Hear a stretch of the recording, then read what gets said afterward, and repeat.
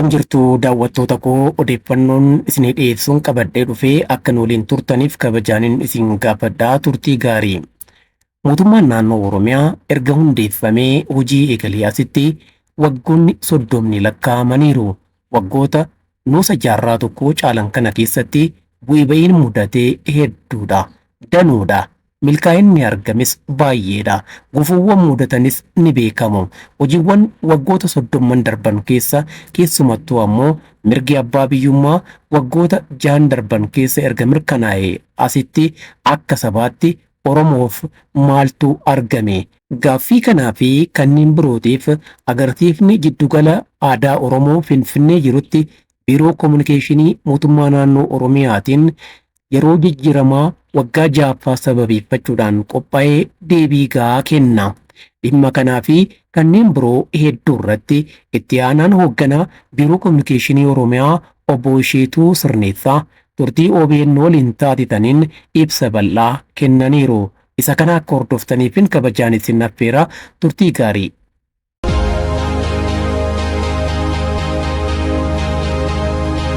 Baay'inni manneen barnootaa keenya ispeeshaalii waggoota 30 irraa manni barumsaa keessumaa mana barumsaa bu'uura boruu yookaan sadarkaa tokkoffaan duraa jennu kun lakkoofsaan muraasa kan ta'e amma naannoo Oromiyaa keessa waggoota 3 qofa keessatti mana barumsaa bu'uura boruu yookaan sadarkaa tokkoffaan duraa kan jennu kan daa'immanitti baratan mana barumsaa 15,000 oltu ijaaramee jira jechuudha. Gama hospitaalaatti yookaan fayyaatiinis yoo fudhannee waggaa 30 irraa hundeeffama mootummaa naannoo Oromiyaa barii hundeeffama mootummaa naannoo Oromiyaatti buufataaleen fayyaa yookaan kellaan fayyaa jiran lakkoofsaan muraasa kan turan har'a kun kumaatamaan dabalaniitu naannoo Oromiyaa keessatti buufata fayyaaf kiliinikoota bukkee darbamee hospitaalli hedduun ijaaramee yeroo ammaa kana teknooloojiin naannoo keenyaa sadarkaa kiliinika socho'aa yookaan immoo moobaayilii kiliinika kan jennu bakka weerara daddabamu bakka dhibeen tasaa uumamutti bakka sana tattamaan naqee iddoo sanatti wallaanee kan deebi'u sadarkaa kanarra gahee jira jechuudha gama fayyaatiin hawaasummaa waliigala fayyaaf barnootaa jechuudha. Gama kan biraatiin gama dinagdee qonnaas yoo fudhannee biyyi keenya keessumaa naannoon Oromiyaa dachee gabbata oomishaaf ta'u humna oomishaaf ta'u dargaggeessa fi rooba bonaaf gannaa kan qabdu taatetu jirtu waggoota hedduudhaaf beelaaf saaxilamtee biyya laatii midhaan nyaataa qamadii dabalatee biyya laatii kan itti galaa ture jechuudha.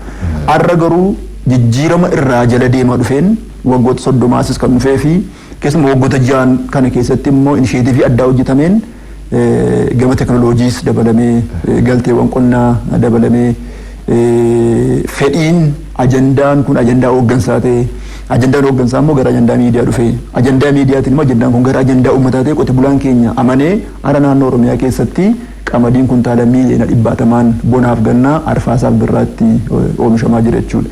Kanaaf biyyi keenya qamadii alatti erguu jalqabde gaafa jennu ga'ee guddaa kan taphatu naannoo Oromiyaati. Kanaaf egzibiishinii kana irratti qote bulaan keenya waggaa 30 irraa fuuldura eessa ture har'a immoo eessa jira kan jedhu bifa suuraaf sagaleetiin sirriitti daataan isaa dhiyaatee agarsiifamaa ture jechuudha. Gama siyaasaatiinis yoo fudhatte keessumaa dhimma mirgaa afaan Oromoo dubbachuutiin gaaffiin uummata keenya waggaa hedduu gaaffii afaanii ture jechuudha.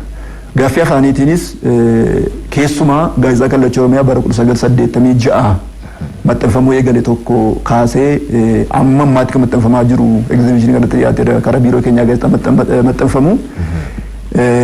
Waggaa 30 irraa fuuldura uummatni Oromoo kan baratu afaan Amaariffaatii fi qubee saaba yookaan naannoo qubeewwan giizii warroota wal qabataniin barataa ture jechuudha. Bara 1986 waggaa 30 irraa garuu gaafa jalqaba uummatni Oromoo afaan isaatiin baratu jedhamee hireen kennamee fi mana barumsaa keessatti barataan aabaa caadaa jedhee barachuu eegalu gaazexaan Kallacha Oromiyaa 1986 maxxanee agarsiisa kanarratti dhiyaataa ture. Ajandaan isaa jalqabaa yaa qubee giizii nagaatti jedheetu eegale jechuudha. Kun maal agarsiisaa amma an qubee koo argadheera waan ta'eef qubee kootiin barreeffadhaa ati nagaatteetu qubee kan biraatti nagaadha amma jechuudha kan afaan biraa barachuuf barannu amma akkuma jirutti ta'ee Oromoon afaan isaatiin barachuu kan inni eegale seenaa sanaan gaazexaa sanaan barraa'ee jira jechuudha. Kanaaf Gaazexaa sana daawwachuudhaaf uummatni dhufan uummatni kumaatamii naannoo sanatti gaazexaa kana eenyutu barreessa kan jedhu gaafa adda addaa kaasaa turan jechuudha. Kanaaf gama sanaan gama siyaasa dinagdee fi hawaasummaatiin waliigalaa hojiiwwan hojjetaman hedduu keessaa wantoota muraasa agarsiisuuf yaalameera jechuudha. Gama kan biraatiin gama OBN mataa isaatti gaafa dhufnu OBN yookaan immoo TV'n afaan Oromoo yookaan immoo miidiyaan afaan Oromoo sadarkaan yeroo sana irra ga'u sadarkaa daqiiqa 30 dhaabbata kan biraarraa bitachuu sana booda gara Saatavaaw sana booda gara TV Oromiyaa sana booda gara OBN itti kan inni dhufee jijjiirama suutaatiin jechuudha. Exhibition kan irratti wanta adda godhu OBN yeroo jalqabee meeshaalee teknooloojii akkamiitiin jalqabee kan jedhu agarsiisaaf dhiyaatee daawwatamaa ture jechuudha. Akka irraa Finfinnee teenyee golee Oromiyaa guutummaatti dubbataa jirru kana hin turre jechuudha OBN. Amma gama kanaatiin gama miidiyaa qabaachuutiin Oromoon kan isaa bukkee darbee kan sabaaf sablammootaaf uummattoota biyya kanaa 17 yoo dogoggoruu baadhee tamsaasaa jira jechuudha. Kun jijjiirama bara 1986 kaasee irraa jala fayyadamoo uummata Oromoo mirkaneessuudhaaf hojii hojjetamaa dhufeedha jechuudha. Kun akkuma kanatti ta'etu jiru waggoota shananii darban immoo gaafa ilaallu waggoota 25 dabarsine duraa caalaatti yerootti hojiin dhimma naannoo keenyaa bal'inatti hojjetame jechuudha. Gama kan biraatti gaaffii kee ati kaaste dhimma eenyuuf daawwate kan jedhu waliigalaa hooggansi naannoo Oromiyaa hundumtuu daawwataniiru. Hooggantoonni miidiyaalee biyya kana keessa jiran hooggantoonni miidiyaalee biyya kana keessa jiran hundumtuyyuu daawwataniiru jechuudha. Sababiin isaa keessumaa ogeeyyiin bakka hojiin jiru dhaqanii qaamaan arganii waraabanii dubbatanii dubbachiisaniitu waan jiru ijaan argitanii dhuftanii asitti gabaastu. Hooggantoonni miidiyaa immoo hooggantoonni miidiyaa keessanii immoo irra caalaatti bakkuma kana ta'aniiti kan isaan wanta isin hojjettanii fiddanii akkuma keenya ta'anii ilaalan jechuudha. Kanaaf naannoo Oromiyaa keessa dhugaatti kun jiraayii kan jedhu hooggantoota miidiyaa biraa dinqisiifannaa guddaatu ta'aa ture jechuudha. Gama kan biraatiin artistoonni daawwataniiru. Uummanni magaalaa Shaggar jiru kutaalee magaalaa Shaggar qullama jiraatu hundumtiyyuu daawwateera. Magaalaa Finfinnee keessaa seektaraaleen affeerraan ta'eef dhufanii daawwataniiru. Ispoorteessitoonni sadarkaa garaa garaatti jiranii daawwataniiru. Egaa kun daawwannaan kun silaa uummata Oromoo hunda hammachuu qaba ture golee Oromiyaa hunduma keessaa. Haa ta'u malee bara kana egzibiishinii agarsiisuun sadarkaa naannoo Oromiyaatti waggoota 30 darban keessatti tooftaalee kominikeeshinii kan biraatoo jirra oolaa ture malee egzibiishinii bifa kanaan qindaa'ee agarsiifamee hin beeku jechuudha. Kanaaf kun jalqabbiidha. Jalqabbiin kun gara fuulduraatti sirriitti babal'ateetu golee Oromiyaa hunda keessaa qaamoleen hawaasaa akka isaan daawwataniif hojii bal'aa ni hojjenna jedhee tana mana. Tajaajila galatoomaa xiqqoo turtanii raadiyoo keessan kan barattanii fi kan caqasaa jirtan raadiyoo OBN kallattiin kan isin bira qabu obbo Asheetu Surneessaa hogganaatti ana biiroo dhimmoota kominikeeshinii Oromiyaa waliin keessumaa dhimmoota agarsiisaa gidduu kana seektaraaleen Oromiyaa yookaan biirooleen Oromiyaa gidduu gala aadaa Oromootti agarsiisan qindeessummaa isaaniitiin jechuudha. Dhimma kanatti xiyyeeffannee marii taasisaati kan jirru isaa waliin turtii kan taasisaa jiru Nasroo Lammaattis stuudiyoo keenya Finfinneeti jechuudha. Mariin keenya itti fufaa ammallee akkuma beekamu isin jalqaba kaastaniittu seektaraalee garaagaraa irratti bu'aawwan dhufan kan agarsiisu keessumaa kan waggoottan 30 caalaatti iyyuu kan waggoottan 5 kan asiisillee bifa gaarii ta'een kaastanitti kan isin jirtan jechuudha. Gama fayyaatiin gama kan hawaasummaa barnoota dabalatee fayyaa dabalatee wantoota sana jala hammataman gama siyaasa dinagdeetiin wantoota argaman gama qonnaatiinis jijjiiramoonni qabataman argaman maali kan jedhu namni gabaabinaan yoo agarsiisa kana irratti yookaan immoo egzibiishinii kana irratti dhaqee sirnaan daawwatee hubachuu hin danda'a innitti yaadna. Haa ta'u iyyuu malee sochii misoomaa naannicha waggoottan muraasa kana keessumaa waggoottan 5 kanaas akka kanatti kan saffisee kan waggaa 25 dudduubatti deebinee wal bira qabaatee kan nuti jirru akka waliigalaatti sochii misoomaa naannoo Oromiyaa kan mul'ate kuni hamma barbaadamu sila yookaan immoo amma carraa naannoo Oromiyaa misoomuuf qabu misoomeera jechuu dandeenya. Danqaawwan turan maali? Wantoonni isin kanarratti xiinxaltan jira? Galatoomi akkuma ati kaasuuf yaalte biyya kana keessatti Oromoon eessa ture kan jedhu gaaffii guddaa wanta kaasudha. Biyya kana bu'uuressuuf hundeessuu keessatti Oromoon ga'ee guddaa taphateera. Biyya kana walabummaa ishee eeguu keessatti lola Adwaa duraa fi isaa boodas eegaluudhaan biyya kana hundeessuu bu'uuressuu addunyaatti akka isheen beekamtu gochuu keessatti ga'een uummata Oromoo baay'ee olaanaa ture jechuudha. Itoophiyaa kan jettu kun akka isheen addunyaa irratti sirriitti beekamtu kan godhani atileetota keenya keessaa atileet Abbabaa Biqilaa maqaa dha'uu dandeenya. Barreessitoota garaagaraa biyya kana keessatti hojii gurguddaa hojjetaa turan hedduu isaaniis maqaa dha'uu dandeenya. Jarri kun akka jiranitti Oromoodha jechuudha. Haa ta'u malee sirna tureen Oromoon hojii isaa kana akka kan isaa ta'etti fudhataa tureeraayi. Injifannoo biyya kanatti galmaa turan Itoophiyaa keessatti galmaa turan kana Oromoon itti amanee fudhataa tureeraayi kan jedhu sirnoota darbaniin akka inni itti amanee fudhanne godhameera jechuudha. Keessumaa Oromoon dandeettii Oromoon qabu beekumsa Oromoon qabu waan beekaniif shiraan seenaa Oromoo dabsanii barreessaniiru. Shiraan Oromoon bahee akka mul'anne irratti hojjetamaa ture jechuudha. Kanaaf Oromoon keessuma baheeyyuu injifannoo biyya kanatti galmeesse kan kooti jedhee fudhataan ture jechuudha. Sana duwwaa miti. Itoophiyaan kun biyya kooti kan jedhu amantaan jiru baay'ee muraasa ture jechuudha. Ana dabalatee yeroo sadarkaa tokkoffaa barannu sadarkaa lammaffaa barannu Oromiyaa qofa kan jedhu irraa kan hafe injifannoo Itoophiyaa injifannoo Oromooti kan jedhu kana fudhataan ture jechuudha. Haa ta'u malee biyya kana keessatti injifannoo gama siyaasa dinagdee hawaasummaatiin biyyi kun akka addunyaatti galmeessaa turte keessatti qoodnoo Oromoon qabu daran olaanaa ture jechuudha. Kanarraa kan ka'e Oromoon waan isaaf malu guutummaa utuu hin argatin waan dubbachuu danda'u waan dhageessuu barbaadu hundumaa akkaataa barbaadametti dubbatee biyya kana keessatti jiraachuu isaa utuu hin mirkaneeffatin. Siyaasa gidduu keessatti akka inni hirmaanneef gara moggaatti dhiibamuudhaan siyaasni Oromoo giddu galeessa irraa gara moggaatti caafiitti akka inni bahu godhamuudhaan Oromoon tokkummaa isaa akka inni hin jabeessine dinagdee isaa akka inni hin jabeessine waloo isaa akka inni waliin hin taane gochuudhaaf shira garaagaraa irratti dalagamaa ture. Kanaaf Oromoon biyya kana keessatti bakka isaaf malu hin argatin ture jechuudha. Kanaaf jecha egaa Oromoon eedda bara sirna gadaa isaa irraa dhiibameeti shirri kun irratti xaxameeti guyyaa tokko iyyuu naa ta'eeraa boqodheeraa jedhee sirna garbummaa sana baatee hin beeku jechuudha. Qabsoon sun finiinaa dhufee waggaa 6 har'aa qabsoo qeerroof qarree Oromiyaatiin dabalamee hooggansa jijjiiramaa naannoo Oromiyaa keessa jiru kun immoo qabsoon Oromoo kun hadiida isaa utuu hin gadhiisin hadiida isaa irra malee kaayyoo barbaadame bira akka ga'uuf qabsoo kana hooggananii jijjiirama arame argaa jiru fidan jechuudha. Kanaaf Oromoon akka waliigalaatti biyya kana keessatti aan abbaa biyyaati. Biyya kana keessatti biyyi kun kan kooti. Injifannoon biyya kanaa gama dinagdeetiin gama siyaasa hawaasummaatiin galmaa ture kan kooti jedhee fudhachuu eegaluunsaa waggoota 5 reefu lakkoofsaa jira jechuudha. Keessumaa injifannoo Aduwaa yoo fudhattee Aduwaa irratti aarsaa hedduu kan kaffale Oromoo ta'etu jiru garuu Oromoon akka wanta kan Oromoo ta'etti dubbatamaa ture jechuudha. Keenya ta'uusaa utuma beennu callisaa ture jechuudha. Iddoo baay'eetti dhiibbaa garaagaraa jiru. Sun waggaa 5 ifa bahee mul'ate jechuudha. Gama dinagdeetiinis dinagdeen naannoo Oromiyaa biyya kana keessatti iddoo olaanaa qabatee utuu jiru akka wanta dinagdee Oromoon taanetti faarfamaa yookaan dubbatamaa waan tureef waggoota 5 Oromoon qooda Itoophiyaa keessatti qabu baasee kan dubbachuutu kee waggoota 5 jechuudha. Kanaaf amma tun jaallatin warri kanaan dura shira daddaatiin Oromoo kana dhiibaa turanii gaafa Oromoon tokkummaa isaa jabeessee tokkummaa isaa cimsee dhufu utuu hin jaallatin injifannoo Oromoo isaanis afaan baasanii dubbachuutti ka'an jechuudha.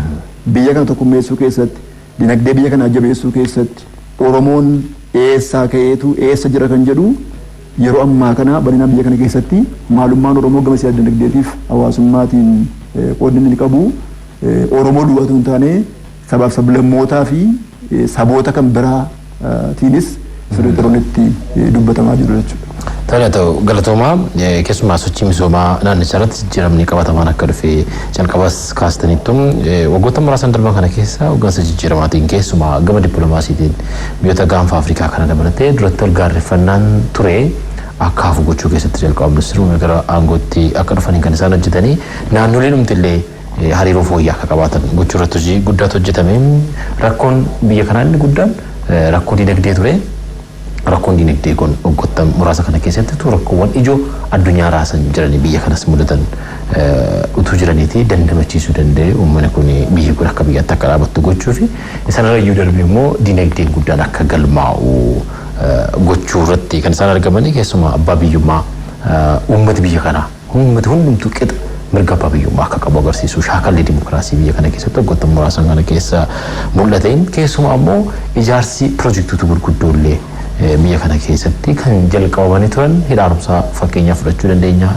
Ergasii asiis piroojektonni gurguddoon jalqabaman akkaataa kamiin xumuramanii akka isaan tajaajilaaf gahaa jiranis in agarra. Kana qofaa miti tokkummaan uummataa jabaatee akka itti fufu gochuu gaaffiin sabaaf sablammoota akka deebi'u gochuu keessatti hojiiwwan gurguddootu hojjetanii hojii kana hojjechaa misooma amma kanaa baachaa jijjiiraman waggoota muraasan kana keessatti argaman dhugumayyuu kan waggoottan 25 dura turanii yeroo wal bira qabamu wanta guddaadha. Isinis sana jalatti akka naannoo Oromiyaatti immoo waan hojjetamaa turedha gidduu kana kan mul'ate. Meesin akka biiroo dhimmoota kominikeeshinii Oromiyaatti waan gidduu kana agarsiifame tooftaa kana fayyadamanii waan godhan waan kana agarsiisuuf yaalu maal irraa barattanii gara fuulduraatti immoo maal gochuudhaaf waan karoorfattan qabdu? Ulfaadhu gara kanatti utuun siin naqini waggoota jijjiiramaati asitti dhugaa dubbachuuf taanaan wantoota waggaa 25 duraan hojjetamaa hin bal'aanii jechuudha. Injifannoo uummanni dhiiga isaatiin lafee isaatti dhangalaasee dhiiga isaatti lolaasee fide kana hooggansa dabalatee uummata dabalatee dafqa isaatiin akka nuti gochuun immoo baay'ee murteessaadha jechuudha. Kanaaf uummanni injifannoo dhiiga keetiin fidatte immoo dafqa keetiin tikfadhu jedhamee hedduu uummatatti himamee booda mootummaan akkamitti uummati dafqa isaatiin injifannoo isaa tikfachuu akka danda'u irratti hojii bal'aa hojjeta jechuudha. Hojiiwwan kun jijjiiramni kun akkamitti ariitiidhaan biyyi keenya gara midhaan nyaataa bituurraa gara midhaan nyaataa biyya alaatti erguutti akkamitti geessa kan jedhu lafumaa keenyatti jechuudha. Ajandaa hooggansaa ta'etu inisheetiiviidhaan kan deeggarame jechuudha. Inisheetiivii jechuun tooftaa ittiin waan tokko ariitiidhaan kalaqaan yeroo gabaabaa keessatti hojjettu jechuudha.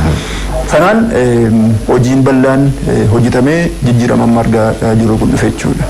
Akka waliigalaatti dhimmoota gaanfa Afrikaatiin wal qabatee ka'u maal kun injifannoon waggoota 5 keessa galmaa'e kun akka waliigalaatti dirree mijataa keessa yookaan immoo haala mijataa keessa taa'ame miti jechuudha. Injifachuu uummata Oromoo kan jaallatu uummata Oromoo irraa kan hafe tokkoyyuu hin jiru jechuudha. Qaamni kan biraa yaadaan si deeggaruu danda'a. Sabi kan biraa yaadaan si deeggaruu danda'a. Garuu injifachuu uummata Oromoo yookaan biyya bulchuu uummata Oromoo kanaa abbaa biyyummaa uummata Oromoo kanaa qaamni kan biraan baay'ee barbaadaa baay'ee deeggaraa kan jedhu gaaffii jechuudha. Kanaaf injifannoo uummata Oromoo kana tiksinee injifannoo uummata Oromoo kana bakka inni barbaadeen ga'uudhaa fi aarsaan hedduun itti kaffalameera jechuudha. Diinonni keessaa falaan qindaa'anii Oromoo irratti duulaa turan hedduudha jechuudha. Dinagdee Oromoo akka bakka hin geenye, siyaasni Oromoo akka bakka hin geenye, hawaasummaan Oromoon akka hin guddanne, tokkummaas akka hin jabaanneef shirri garaagaraa xaxamaa ture jechuudha. Haa ta'u malee shiroota xaxamaa turan kana hundumaa utuu gurratti hin kennin hojiin siyaasa dinagdee hawaasummaa hojjetamee waggoota 5 darban kana keessattis jijjiirama akka naannoo Oromiyaatti dhufee sadarkaa olaanaa jechuudha. Egaa torbanoota kana keessa yookaan guyyoota 3 darban kana keessa egzibiishinii argisiisaa yookaan nus ilaalaa turreeni jijjiiramni waggaa 30 darbe keessa turee reeshoonsaa eessatti ol ka'ee kan jedhu ilaalaa ture jechuudha. Fakkeenyaaf waanuma jalqaba sii kaasee kan barnootaa yoo fudhatte reeshoon manneen barnootaa yookaan baay'inni manneen barnootaa waggaa 25 dura turee fi waggaa 5 meeqatu itti dabalame kan jedhu baay'ee garaagarummaa guddaa qaba jechuudha. Waggoota 25 dura daataan yookaan immoo giraafiin lakkoofsaan baay'ee xiqqaa dabalaa dhufe jechuudha. Baay'ee xiqqaa. 19 bara 2010 asii giraafii isa gaafa giraafii kan barnootaas ilaaltu giraafii kan biiroo galiiwwaniis gaafa ilaaltu giraafii baay'ata naannoo Oromiyaa kan biiroo maallaqa misooma dinagdee Oromiyaa dhiyeesse gaafa ilaaltu baay'ee ariitiidhaan kan dabaleedha jechuudha. Kana jechuun maal jechuudha? Waggoota 5 as mootummaan keessumaa mootummaan paartii badhaadhinaatiin hoogganamu xiyyeeffannoonsaa hojiif hojii qofa akka ta'e kan jala muree uummata ilaalaa ture kanatti kan agarsiise jechuudha. Kanarraa egaa biirooleen keenya tokko walii isaanii irraa muuxannoo fudhataniiru. Biiroon geejjibaa biiroon daldalaa maal hojjetaa ture? Daldala irratti eessatti kufne turre eessatti kaane turre Kufaatii kana keessaa bu'eessaan baane kan jedhu biiroon tokko biiroo kan biraarraa sirriitti bareera jechuudha. Dhiyeessii bishaan dhugaatii naannoo Oromiyaa waggoota 25 darbee hammam ture, waggaa 5 keessa hammam ture, waggaa 5 gidduutti akkamitti tooftaa kana amma kana dabaltan kan jedhu biiroon geejjibaa waan irraa barate qaba jechuudha. Sagantaa kana kan gabasaa qinsaa kan keessumaan kabajaa keenya afiyyaa caffee Oromiyaa kabajamoo adde Saadaa Abdurrahmaan turanii isaanillee dhimmoota jijjiiramaa kana irratti bakka gaaffii isaaniitti ta'u dhaabatanii gaafataa turan jechuudha. Akkamitti jijjiirama kan amma kana waggaa kan gidduutti fiduu dandeessan gaafa jedhamu tooftaan isheetiifiiwwan bocaman sanaan akkamitti akka jijjiirame kun dhufee argisiisa jechuudha. Fakkeenyaaf waggaa 5 dura dhimmi jecha duudhaa keenya ganamaatti deebina kan jedhu kun hin jiru jechuudha. Amma waggaa 5 asii duudhaa isaa ganamaatti Oromoon deebi'uu qaba kan jedhuun inisheetiiviin gurguddaan afur bocame. Isaan keessaa tokko tajaajila lammummaati. Tajaajila lammummaa, misooma walootiif tajaajila lammummaa, rakkoo hawaasummaa walootiif buusaa gonofaa, haqa walootiif mana murtii aadaa, nageenya walootiif gaachana sirnaa kan jedhamu kun inisheetiivii gurguddaan naannoo Oromiyaa labsii caffee mootummaa naannoo Oromiyaatiin labsamanidha jechuudha. Kanaaf hojii tajaajila lammummaatiin qofaa waggoota 2 darban keessatti hojiin naannoo qarshii biiliyoonii 98 ol ta'u hojjetameera jechuudha. Kun maal namatti agarsiisa? Maalirraa baranne uummata keenya hirmaachifnee jennaan hooggansi naannoo keenya jiru hanga aanaatti jiru kutannoo qabaatee jennaan gaaffii uummanni kaasu dhagaa taanaan qixa barbaadeen tajaajila uummanni barbaadu kennaaf taanaan uummanni Oromoo fedhii misoomaa fedhii nageenyaa sirriitti akka inni qabuu fi kana keessattis yoo isa hirmaachiftee akka inni hirmaannaa ho'aa godhee dinagdee naannoo isaa keessatti siyaasa naannoo isaa keessatti tumsee jijjiirama biyya keenya keessatti qooda isaa ba'achuuf qophaate kan nutti agarsiisedha jechuudha. Obbo Asheetuu Sirneessaa hogganaatti aanaa biiroo kominikeeshinii Oromiyaa affeerrannee waliin turtii taasisaa jirra. Biiroon dhimmoota kominikeeshinii Oromiyaa egzibishinii gidduu kana qopheessee guyyaa 3 kan turu har'aa xumureera. Nuti sanaan dhimmoota daawwatamaa turan ilaalchisuunii fi dhimmoota garaagaraa irratti kaasnee mari'ataa ta'e kan nuti jiru jechuudha. Keessumaa waggoota 5 kana keessa ariitiidhaan kan mul'atan keessa akka fakkeenyaatti kan kaasuu dandeenyu Oromiyaa keessatti piroojeektiiwwan hedduun jalqabamu turan dur. Jalqabamanii garuu eebbifamuuf waggoota hedduudha kan isaan fudhatan. Akka biyyaattis jira kan Oromiyaa keessaa immoo baay'ee isaa kaasuun hin danda'ama. Yeroo dhiyoo as garuu piroojeektoota kunneen yeroo gabaabaa keessatti xumuranii eebbisuun kun bal'inaan kan inni mul'ataa ture. Kun maalirraa kan maddedha? Isin mala keessan keessatti maal taajjabdan? Maal immoo akka muuxannootti fudhattan? Akkuma itti kaasuu yaalte waggoota 5 dura iddoo baay'eetti dhagaa bu'uuraatu kaa'ama. Hooggansi tokko pirezidaantis ta'uu danda'a yookaan hooggansa olaanaa naannoo ta'uu danda'a kan godinaa ta'uu danda'a. Bakka dhaqe hundumaatti dhagaa bu'uuraa jedheetu dhagaa lafa naqee maqaa irratti barreeffatee deema jechuudha. Suni namni garagalee ilaalu hin jiru achitti margi irratti margeetu bakka sanatti dhagaama ta'eetu hafa jechuudha waggoota hedduudhaaf. Garuu waggoota 6 keessumaa mootummaa jijjiiramaa gara aangootti erga dhufee asii kun dhagaa bu'uuraa kaa'uun akka hin danda'amne irratti walii galame jechuudha. Kabajamoo pirezidaantii naannoo keenya obbo Shimallis Abdiisaa dhagaa bu'uuraan akka hin kaa'amne yoo hojjetama taanaan gaafa hooggansas dhaqu gaafa hooggansa godinaa ta'u kan naannoo ta'u dhaqu hojiin sun eegaluu qaba guyyaama sana kan jedhu kallattii kaa'an jechuudha. Kanaaf naannoo keenya keessatti namni dhagaa bu'uuraa kaa'utu hin taane piroojeektii jalqabsiisudha jechuudha keessummaan naqu. Piroojeektii jalqabsiisaa piroojeektii yeroo murtaa keessatti qulqullinaaf ariitiidhaan akka hojjetamuuf kallattii kaa'a. Piroojeektii sun bifa sana eeggateetu hojjeta jechuudha. Fakkeenyaaf bara 2014 keessa yoo fudhatte naannoo Oromiyaa keessatti yeroo baatii 7 hin caalle keessatti mana barumsaa ifa boriitii fi ifa borii bultii addaa 105tu eebbifame jechuudha. Kuni godinaalee Oromiyaa garaa garaa keessatti waan argaa jirrudha.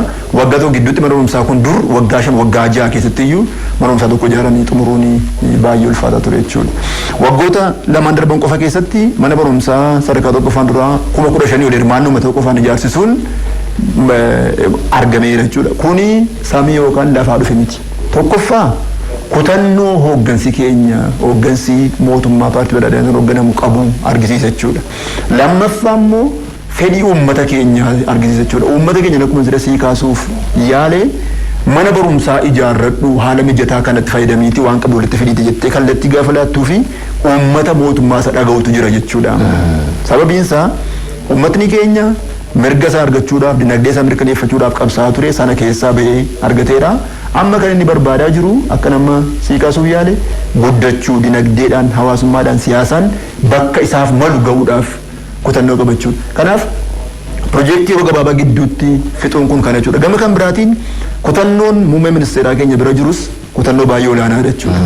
Gaafa gara aangootti dhufanii yaadatta yoo taate bitoota 24 gaafa waadaa paarlaamaa duratti gaafa seenan dhimma hidha laga Abbayyaa kaasan.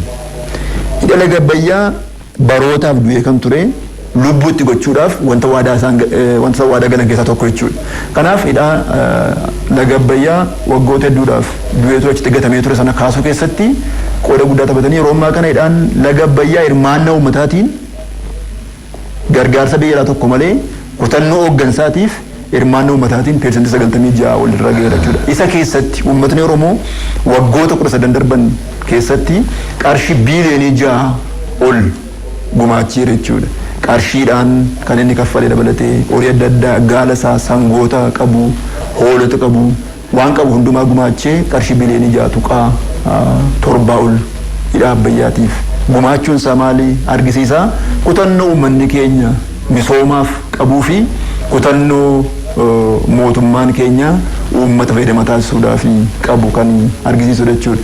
Egaa fakkeenyi muummee keenya bira dhufe sun mootummaa naannoo keenya birattis persentii 100 fudhatameetu hojiirra oolee uummata keenya birattis hojiirra oolee jechuudha. Kanaaf iccitiin milkaa'ina keenya iccitiin milkaa'ina mootummaa naannoo Oromiyaa waan addaatu hin taane kutannoo hooggansaatii fi fedhii uummanni keenya misoomaaf qaburraa kan dhufe jechuudha. Tole galatooma asumarraan tukaasne kan ani jaaladhu durgaa rakkoo guddaan naannoo Oromiyaa keessatti akka biyyaattis ture uummatni bakka jirutti qabeenya ofiitti sirnaan fayyadamuu dhaan kan wal qabatu ture ergi jijjiiramaa as inni guddaan jijjiiramni gama dinagdeen dhufe gama qonnaatiin yoo ilaalles gama tajaajila garaagaraatiin yoo ilaalle qabeenya ofiitti sirnaan fayyadamuu irraa kan maddes ni jiraata sirriitti jechuudha. Kanaan dura qabeenya naannoo Oromiyaa keessa jiru kan itti fayyadamaa ture sababoota garaagaraatiin dhimmoota baay'eedhaan wal qabata qaamolee biratti itti fayyadamaa ture. Har'a immoo qabeenya uummatni kun qabu akkaataa barbaadamuun hojiirra oolchuudhaaf hojii hojjetames baay'eedha. Kanaan wal qabate muuxannoo waggoottan kana keessatti argame maalitti ni yaaddu? Qabeenya isaatti uummanni keenya akka fayyadamuuf hojiin garaagaraan hojjetameera. Akkuma amma kaasuuf yaalte kanaan dura qabeenya Oromoo jiru irratti uummatni akkaataa barbaadetti irratti gurmaa'ee dinagdee isaa akka irratti hin guddifanneef shirri garaa xaxamaa ture. Saba kan biraatu dhufee himaa xala yookaan immoo carraa hojii kan irratti ijaaramu saba kan biraa ture. Wanti naannoo keenya jirus guutummaan isaa guuramee gara naannoo kan biraatti deemaa ture jechuudha. Fi baay'een isaa sadarkaa garaagaraatti bittinnaa ture jechuudha. Uummanni akkaataa barbaadamutti mirga abbaa biyyummaa waan hin qabneef mirga qabeenya isaa irratti abboomuu waan hin qabneef saamamaa ture jechuudha. Fakkeenyaa yoon sii kaasee dhimma lafa daangaa magaalaa Finfinneetiin wal qabatu waggaa 30 irraa pirezidaantii naannoo mootummaa naannoo Oromiyaa kan turanii obbo Hasan Alii Finfinneen ol guddachuu malee dalga guddachuu hin qabdu.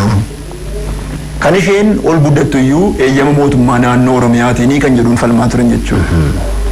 Sababii isaan kana falmaniif shirri garaagaraa irratti xaxameera akka isaanii biyya keessa hin jiraanneef wanti garaagaraa godhame. Sanarraa kan ka'e qabeenya Oromoo lafa isaa dabalatee Oromoon garba akka ta'u qabeenya isaa akka hin fayyadamne godhamee lafuma isaarraa lafa qonnaa isaarraa isa buqqisanii godoo irratti ijaaranii achitti immoo waardiyyaa godhaniitu isaa achi kaawwachuu yoo barbaadan isa iyyuu. Isa kaan immoo godaansisanii iddoo garaagaraatti akka inni rakkatee jiraatu godhamaa ture jechuudha. Albuuda Oromoos yoo fudhatte dargaggeessa Oromoo hojii dhabaan Oromoo irratti ijaaramee albuuda baasee gurguratatu hin taane qaama kan biraatu kan irrattis hojiidhaa ture jechuudha. Warqee dabalatee wantoota adda addaa amma argaa jiru jechuudha. Amma garuu sun hundumtuyyuu seenaa ta'eera.